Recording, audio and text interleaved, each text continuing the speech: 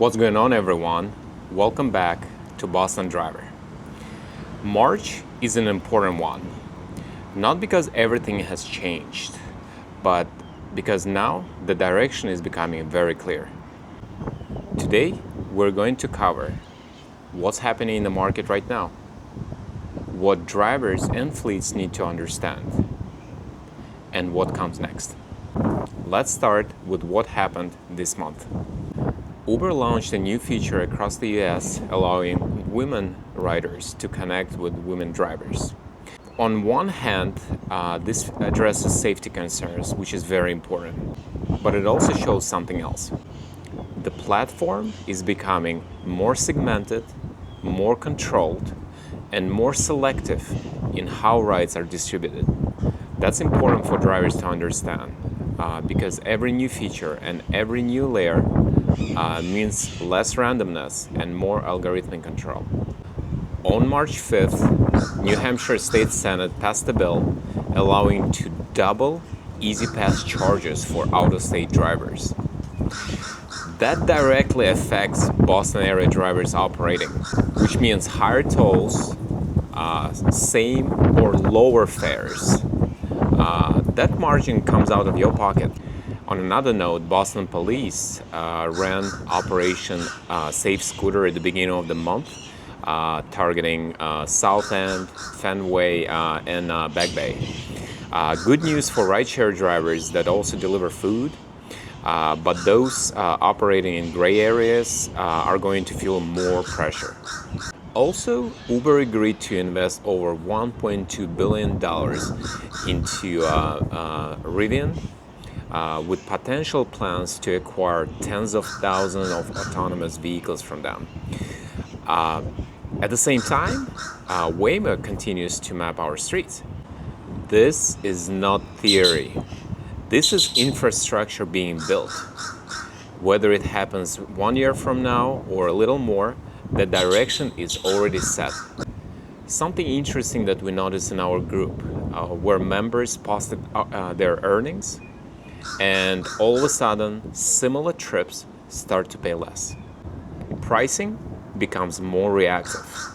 The more drivers share their earnings publicly, the more optimized and reduced these offers become. And this doesn't get improved over time. It actually gets tighter.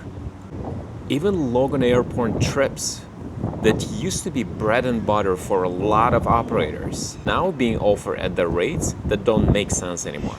At the same time, Uber and Lyft continue reporting strong financial performance. So the question becomes where that margin comes from. Driver account status like Uber Pro, Gold, Diamond is being used not just as a reward system, but as a control mechanism. Access to better trips, priority, visibility, all tied to behavior. And that behavior often means accept more, question less. We are also seeing continued pressure around active hours.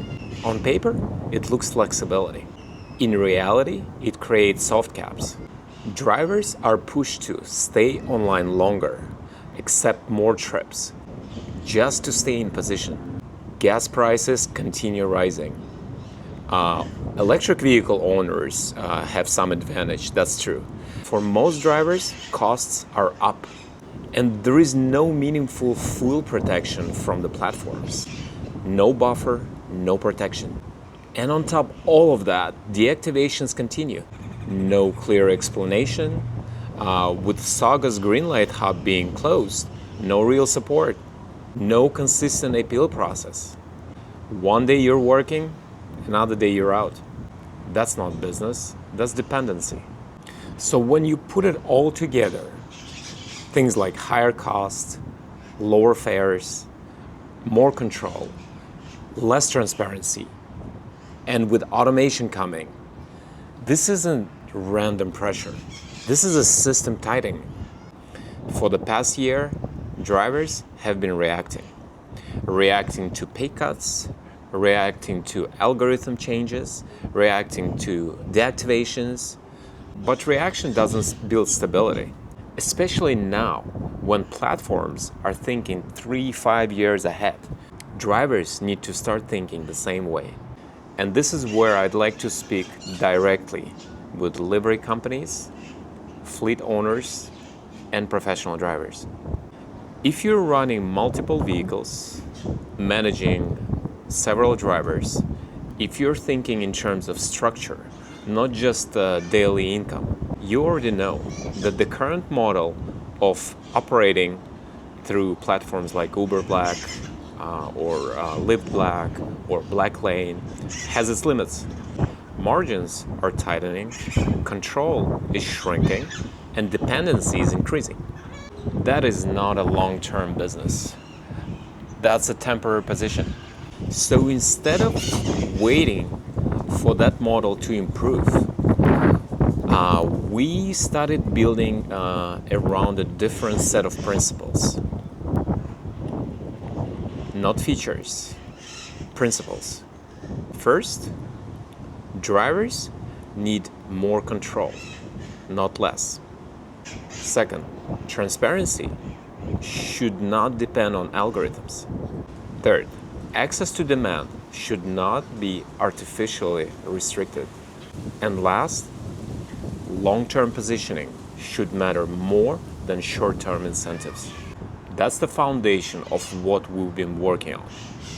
I'm not going to communicate all the details here, not because there's nothing to show, but because timing matters.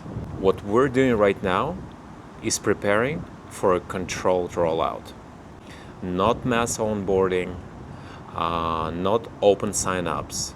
We are looking for the right people. Professional drivers and fleet owners. People who think long-term. And people who understand structure, not just daily trips. If that's you, you should reach out. We are setting up small, direct meetups for the second part of April, where we will walk through everything properly. No public rollout, just serious conversations. Start by sending us a message at email@bostondriver.com. Keep it simple by answering these 3 basic questions. What's your experience in transportation? What kind of vehicle you currently operate?